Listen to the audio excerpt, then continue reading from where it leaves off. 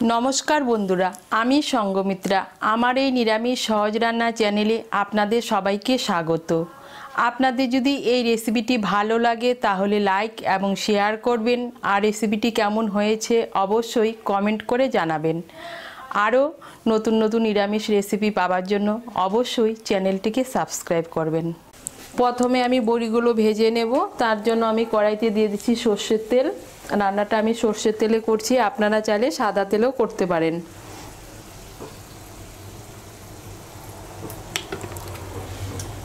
তেলটা গরম হলে এর মধ্যে বড়িগুলো ভেজে নেব। আমি এখানে মটর ডালের বড়ি নিয়েছি, আপনারা বিউলির ডালের বড়ি দিয়েও এই রান্নাটা করতে পারেন।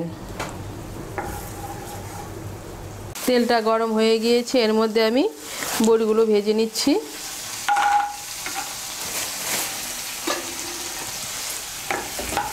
বড়িগুলোকে লাল করে ভেজে নেব। এই দেখুন বড়িগুলোকে লাল করে ভেজে নিয়েছি, এখন আমি বড়িগুলোকে তুলে নিচ্ছি। কড়াইতে যে তেল আছে এই তেলেই আমি রান্নাটা করব। এর মধ্যে আমি দিয়ে দিচ্ছি একটা শুকনো লঙ্কা আর দিয়ে দিচ্ছি হাফ ছোট চামচ কালো জিরে।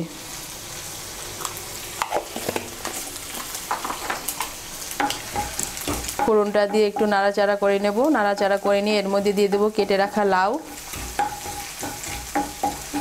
আমি একটা ছোট সাইজের কচি লাউ নিয়েছি।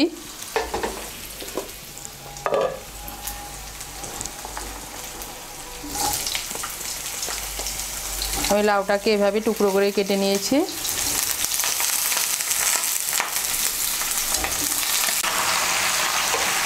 লাউটাকে ভালো করে মিশিয়ে নেব তেলের সঙ্গে। লাউটাকে তেলের সঙ্গে ভালো করে মিশিয়ে নিয়েছি। এখন আঁচটাকে মিডিয়াম করে আমি 3-4 মিনিটের জন্য ঢেকে দেব। আঁচটাকে মিডিয়াম করে আমি 3-4 মিনিটের জন্য ঢেকে দিয়েছিলাম। এই দেখুন লাউটা অনেকটা মজে গিয়েছে আর লাউর থেকে অনেকটা জল উঠেছে। এখন আমি এর মধ্যে দিয়ে দেব স্বাদ মতো নুন।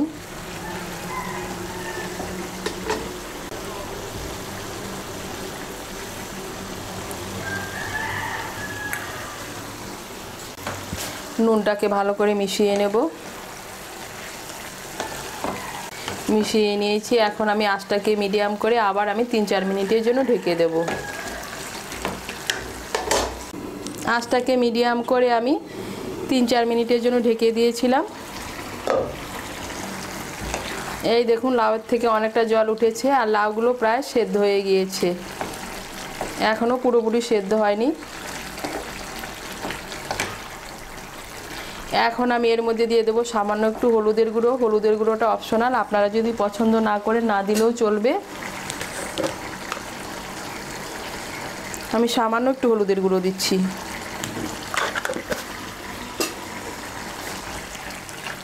হলুদের গুঁড়োটাকে মিশিয়ে নেব।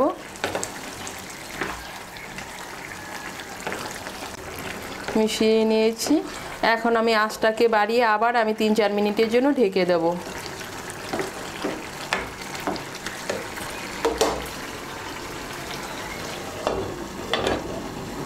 আঁচটাকে বাড়িয়ে আরও আমি 3-4 মিনিট রান্না করে নিয়েছি লাউটা। এই দেখুন জলটা অনেকটা শুকিয়ে গিয়েছে আর লাউটা পুরোপুরি সেদ্ধ হয়ে গিয়েছে। এখন আমি এর মধ্যে দিয়ে দেব পোস্ত বাটা। আমি 2 বড় চামচ পোস্ত 4টে কাঁচা লঙ্কার সঙ্গে বেটে নিয়েছি।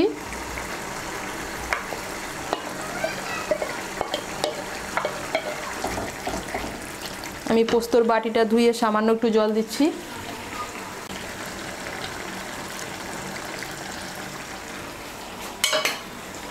পোস্ত বাটা আর কাঁচা লঙ্কা বাটাটাকে ভালো করে মিশিয়ে নেব লাউয়ের সঙ্গে। মিশিয়ে নিয়েছি, এখন আমি এর মধ্যে দিয়ে দেবো ভেজে রাখা বড়িগুলো।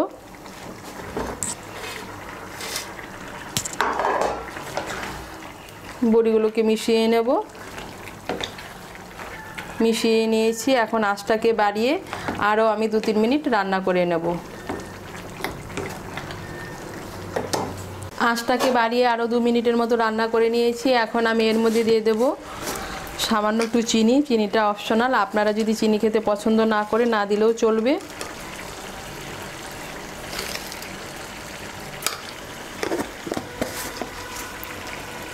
চিনিটাকে ভালো করে মিশিয়ে নেব। মিশিয়ে নিয়েছি। এখন আমি এর মধ্যে দিয়ে দেবো চিড়ে রাখা কাঁচা লঙ্কা।